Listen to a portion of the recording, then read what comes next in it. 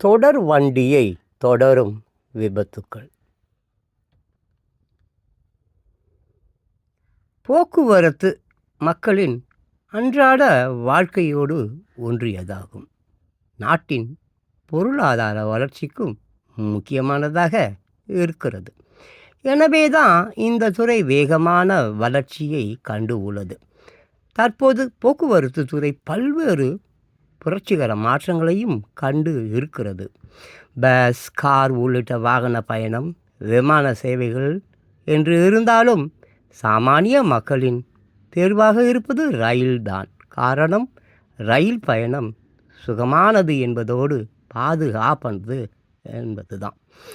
Railway துறையின் வளர்ச்சி. இந்திய ரயில்வே துறை உலகின் மிகப்பெரிய துறையாகும். ஆரம்ப காலங்களில் நீராவி என்ஜினில் ஓடிய ரயில் அறிவியல் வளர்ச்சியின் காரணமாக தற்போது மின்சாரத்தில் இயக்கப்படுகிறது. மோட்டார் கேஜ் இருப்பு பாதைகள் அனைத்தும் அகல ரயில் பாதைகளாக மாற்றப்பட்டு உள்ளன. குறைந்த வேகத்தில் இயக்கப்பட்ட ரயில்கள் இன்று எக்ஸ்பிரஸ், சூப்பர் ஃபாஸ்ட் என்ற அளவுக்கு வேகம் அதிகரிக்கப்பட்டுள்ளது. தற்போது மத்திய அரசு அறிமுகம் செய்துள்ள வந்தே பாரத் எக்ஸ்பிரஸ் ரயில் சேவை பயணிகள் மத்தியில் பெரும் வரவேற்பை பெற்றுள்ளது. காரணம், பயண நேரம் குறைவு என்பதால் தான். 800 கோடி பேர் பயணிக்கிறார்கள். மொத்தம் 16 மண்டலங்களை உள்ளடக்கியது இந்தியன் ரயில்வே. இதன் மூலம் தற்போது சுமார் 10,750 ரயில்கள் இயக்கப்படுகின்றன. இதில் தமிழ்நாட்டை உள்ளடக்கிய தெற்கு ரயில்வேயில் தினசரி 346 எக்ஸ்பிரஸ் ரயில்களும் 299 பயணிகள் ரயில்களும் இயக்கப்படுகின்றன. நாடு முழுவதும் ஆண்டுக்கு 800 கோடி பேர் ரயில்களில் பயணிக்கிறார்கள். வரும் காலங்களில் இந்த எண்ணிக்கை 1000 கோடியாக உயரும் என எதிர்பார்க்கப்படுகிறது. தொடரும் விபத்துகள். இத்தனை கோடி மக்களின் முதல் தேர்வாக இருக்கும் ரயில் பயணம் தற்போது பாதுகாப்பானதாக இருக்கிறதா என்ற கேள்வி எழுந்து உள்ளது. காரணம், சமீப காலமாக ஏற்படும் ரயில் விபத்துகள் தான். ரயில் பயணம் பாதுகாப்பானது என்ற கருத்தில் சற்று பின்னடைவு ஏற்பட்டுள்ளதாக கருதப்படுகிறது.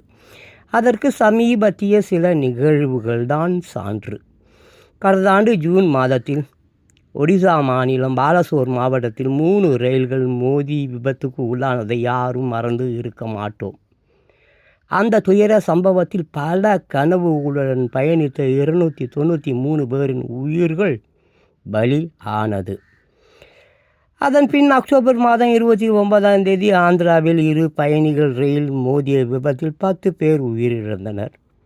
இந்த ஆண்டில் கடந்த ஜூன் மாதத்தில் மட்டுமே அடுத்தடுத்து தொடர்ச்சியாக விபத்துகள் நேர்ந்து இருக்கிறது. ஜூன் 3ஆம் தேதி டெல்லியில் நிறுத்தி வைக்கப்பட்டிருந்த தாஜ் விரைவு ரயிலில் 4 பெட்டிகள் திடீரென தீப்பற்றி எரிந்தது. ஜூன் 15ஆம் தேதி எர்ணாகுளம் ஹஸ்ரத் நிஜாமுதீன் மிலேனியம் எக்ஸ்பிரஸ் ரயிலில் முன்பதிவு பெட்டியில் தூங்கிக் கொண்டிருந்த ஒரு பயணி மீது மேல் படுக்கை அருந்து விழுந்ததில் அந்த பயணி உயிரிழந்தார். ஆனால் அடுத்த படுக்கை சரியாக இணைக்கப்படவில்லை என்று ரயில்வே தரப்பில் கூறப்பட்டது. ஜூன் 17ஆம் தேதி மேற்கு வங்க மாநிலம் டார்ஜிலிங் மாவட்டத்தில் நின்று கொண்டிருந்த விரைவு ரயில் மீது சரக்கு ரயில் மோதி விபத்துக்குள்ளானது. இதில் 15 பேர் பலியானார்கள். 60க்கும் மேற்பட்டோர் காயம் அடைந்தனர். ஜூன் 28ஆம் தேதி எர்ணாகுளம் ஜார்க்கண்ட் மாநிலம் டாடா நகர் இடையே இயக்கப்படும் எக்ஸ்பிரஸ் ரயில் திருச்சூர் மாவட்டம் சாலக்குடியை கடந்து சென்று கொண்டிருந்தது. அப்போது என்ஜினில் இருந்து ரயில் பெட்டிகள் திடீரென கழன்று தனியாக சென்றது. அந்த சமயத்தில் ரயில் மிதமான வேகத்தில் சென்றதால் பெரும் விபத்து தவிர்க்கப்பட்டது. தற்போது உத்தரப்பிரதேச மாநிலம் கோண்டா அருகே சண்டிகார் திப்ருகர் எக்ஸ்பிரஸ் ரயிலில் பெட்டிகள் தடம் புரண்ட விபத்தில் 4 பேர் பலி ஆகி உள்ளனர். 31 பேர் படுகாயம் அடைந்து உள்ளனர். இதேபோல் கடந்த 2 நாட்களில் உத்தரப்பிரதேச மாநிலம் கோண்டா மற்றும் ஜிலாகி ஆகிய ரயில் நிலையங்களுக்கு இடையேயும் ராஜஸ்தான் மாநிலம் அல்வார் நகர் ரயில் நிலையம் அருகேயும் சரக்கு ரயில்கள் தடம் புரண்டன. நிற்காமல் சென்ற ரயில். இப்படி ரயில் விபத்துகள் ஒருபுறம் நடக்க, நெல்லை மாவட்டம் கல்லிடைக்குறிச்சியில் வேறு மாதிரியான ஒரு சம்பவம் நிகழ்ந்துள்ளது.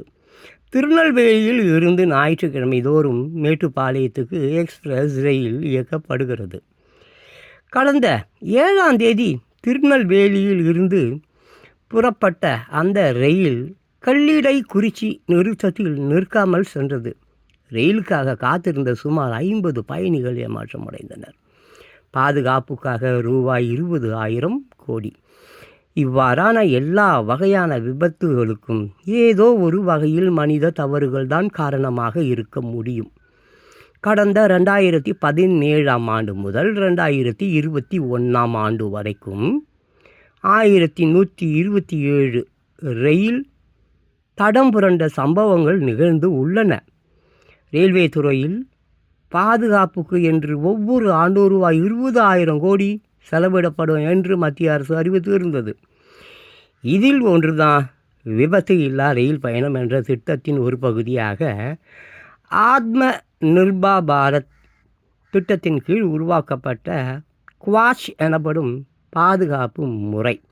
இந்த முறையானது கடந்த 2021ஆம் ஆண்டு மத்திய பட்ஜெட்டில் அறிவிக்கப்பட்டது. குவாஷ் எப்படி செயல்படும்? நாடு முழுவதும் ரயில்களின் வேகம் படிப்படியாக அதிகரிக்கப்பட்டு வருகிறது. இந்த சூழலில் எக்ஸ்பிரஸ் ரயில்கள் அதிகமாக இயக்கப்படும் வழி தடங்களில் நவீன பாதுகாப்பு தொழில்நுட்ப வசதியும் அவசியமானதாக உள்ளது. அப்படி அறிமுகப்படுத்தப்பட்டது தான் குவாஷ் கவசம் தொழில்நுட்பம். இது ஒரு தானியங்கி ரயில் பாதுகாப்பு முறையாகும். குவாஷ் தொழில்நுட்பமானது ரயில் ஓட்டுநர்களுக்கு விபத்து குறித்து எச்சரிக்கை செய்யும்.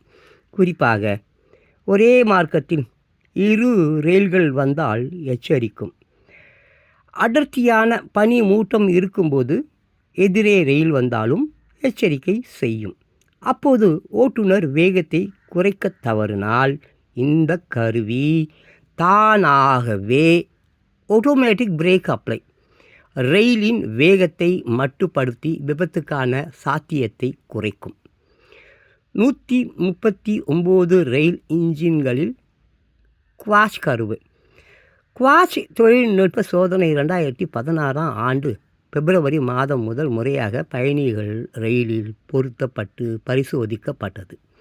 இதற்கு பலன் கிடைத்ததால் இதை தயாரிக்க 3 நிறுவனங்களுக்கு கடந்த 2018-19ஆம் ஆண்டு அனுமதி அளிக்கப்பட்டு 2020ஆம் ஆண்டு ரயில்வே துறையால் இக்கருவி ஏற்றுக்கொள்ளப்பட்டது. இதுவரை 1465 கிலோமீட்டர் ரயில் பாதைகள் மற்றும்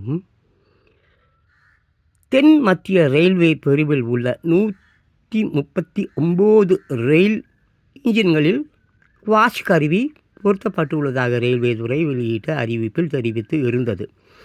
தெற்கு ரயில்வேயில் 474 கிலோமீட்டர் தூரத்துக்கு 2 மார்க்கத்திலும் இந்த தொழில்நுட்பத்தை நிறுவ திட்டமிட்டு இருப்பதாக கடந்த ஆண்டு ரயில்வே நிர்வாகம் அறிவித்தது. காலி பணி இடங்கள். குவாஷ் தொழில்நுட்பம் வருகை ஒருபுறம் இருந்தாலும் ரயில் இயக்கும் என்ஜின் டிரைவர்களுக்கான காலி பணி இடங்களும் அதிகம் இருப்பதாக கூறப்படுகிறது. ரயில்வே காலி பணி இடங்கள் தொடர்பாக கடந்த ஆண்டு ஜூன் மாதத்தில் தகவல் அறியும் உரிமை சட்டத்தில் பெறப்பட்ட தரவுகள் அடிப்படையில் சில விவரங்கள் வெளியாகி இருந்தது. அதாவது ரயில்வேயில் 2,74,580 காலி பணி இடங்கள் உள்ளதாக கூறப்பட்டு இருந்தது. இதில் 2023 ஜூன் நிலவரப்படி ரயில்வேயில் பாதுகாப்பு பிரிவில் 8,04,113 ஊழியர்கள் பணியில் இருப்பதாகவும் 1,77,924 பணியிடங்கள் காலியாக உள்ளதாகவும் தெரிவிக்கப்பட்டு இருந்தது.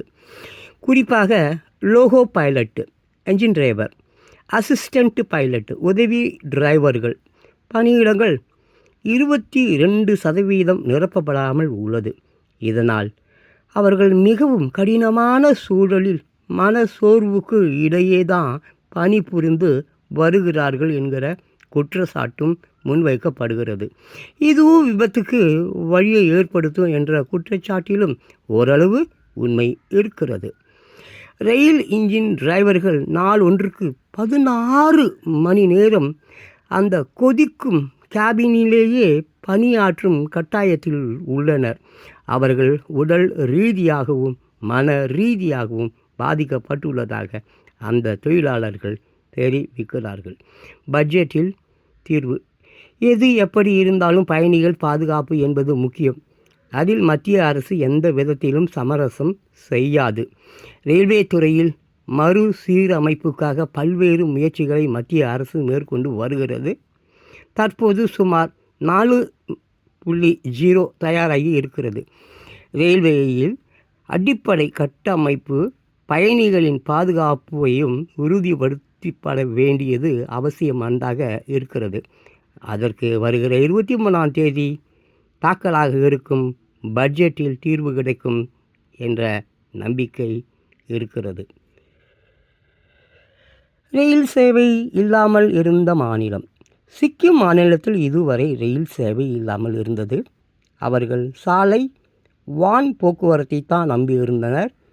இங்கு முதல் ரயில் நிலையம் அமைக்கும் பணியை சமீபத்தில் பிரதமர் மோடி தொடங்கி வைத்தார்.